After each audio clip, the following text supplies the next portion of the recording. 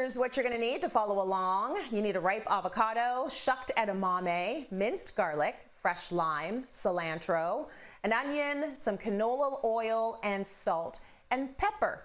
And now Chef Trevor Louie is here to show us how to put a special spin on guac. So this is something, Chef, that you are calling guacamole. Please explain. You know, I came up with this a few years ago, and I don't know about you, I love avocados in general, but I also love Mexican food, and I love guacamole. But I thought, you know, one time I had a bag of shucked edamame in my fridge, and I said, color's the same. Could I do something and change this dish up a bit? And I experimented, and now I've got this dish called guacamole. A lot of my customers love it. In fact, it's going to go into the cookbook, and it's so much fun to eat and so easy to do. So really important, ripe avocado. So when you pick your avocados, you want to be able to go to the store and pick one either in time for getting it ripe for a couple days, or if you're at a good store, they'll have a bunch that are already ripe. So I'm going to cut this one open. Really easy. Nice sharp knife. You're going to rotate your avocado around, and then it should just twist open just like that, right? Then you're going to take your seed out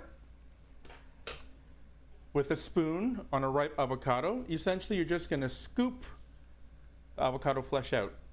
Now, you can process this, Tracy, but I really like going old school using a mortar and pestle. So I've got the avocado in there, and then I've got this gorgeous bright green shucked edamame, and we'll throw that in here as well. And before we add everything else, we're just going to get this going a little bit. Get all those flavors and those oils and juices going. Beautiful. You can see this color already, right? And then we're going to add the rest of the fun stuff. Cilantro, which I've already chopped up. Some fresh minced garlic. Now, this is for Frankie. Generally, I would use a white or a red onion, but in my condo with all the sunlight, I've been regrowing all of my veggies too. So I've used some chopped up green onions. And as you see behind me, I've got all these greens that I've been regrowing. And then we're going to add a little bit of oil. And then some salt and pepper.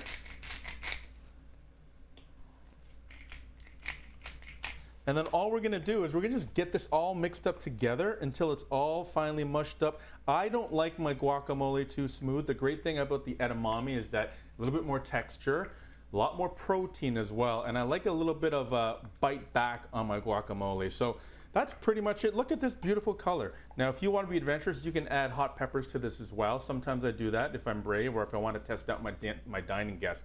But that's pretty much it. That's my guacamole. When we come back in the next segment, I'm going to show you how we can use this as a spread and a dip. I have a question for you, and this is beginner's question. Back to the avocado. How do I know if it's ripe? You'll see that the ones that are bright green are generally the ones that are not ready yet. The ones that are ready are going to be brown in color. So they discolor and they turn a dark brown. And you don't want it too soft. You want to be able to just press with your thumb and your index finger and it bounces back a little bit. If it's too soft, it's probably overripe.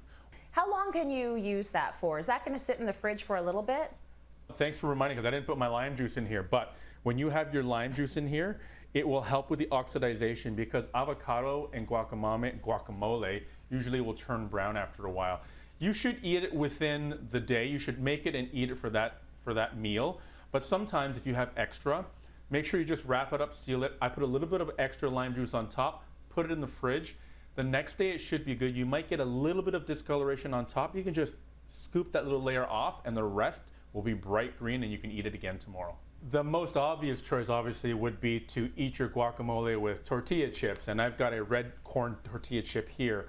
But there's so many different ways that you can make chips with different vegetables and different things in your pantry. One of which I love to do is I've generally always have wonton skins. So I can take a raw wonton skin, cut it in half, deep fry. It takes literally 15-20 seconds. And then the other ones is I've done some vegetable chips. I've done sweet potato ones, so a regular sweet potato or yam. And then this interesting little vegetable here is called an edos, which is from the taro family. So we basically peel the outside, cut them really thin, drop them in, fry them just like a potato chip. So I've got, 4 or 5 different chips that I can make really easily at home. You know what? You're really good for bringing us vegetables that a lot of people aren't used to regularly using, so I thank you for that. Now that we've done the chips, if you've got an actual selection of vegetables that you can use to dip in the guacamole, like this is very healthy. So what do you suggest? Now that we're heading into summer and we're going to be in summer, that local produce is best. And, I look at this beautiful asparagus. Chef Alita Solomon, who picked these and dropped them off for me. They're so beautiful, perfect for just dipping into your guacamole. And then, peppers are great. Fresh green beans, perfect because they're so easy and mobile to eat with. You just dip right in, and bite and crunch.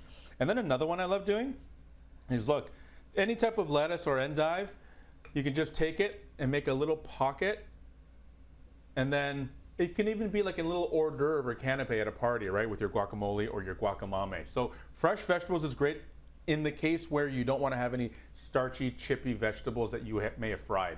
Now, if you don't want to do the chips and you don't want to do the veggies, you can also use this as a spread, right? You can, and this was like a little bit of a surprise that I wanted to do for you, Trace, because not a lot of people think of using guacamole as a spread. I love it if I'm having morning toast. So I'm gonna make almost my version of a guacamole avocado toast. And so toasted off a really nice piece of multigrain toast here, rye based. And then so I've got this extra guacamole that we made, because I always make tons because I put on everything. And I spread it just in case, just like you're doing butter. And then I have beautiful Ontario queso, so Mexican style cheese with a little bit of picante heat in there. A fried egg that I'm gonna put right here. And then some cherry tomatoes. This is like, you can have this at any time of the day. Some microgreens and some fresh edible flowers. And then a little bit of cracked black pepper.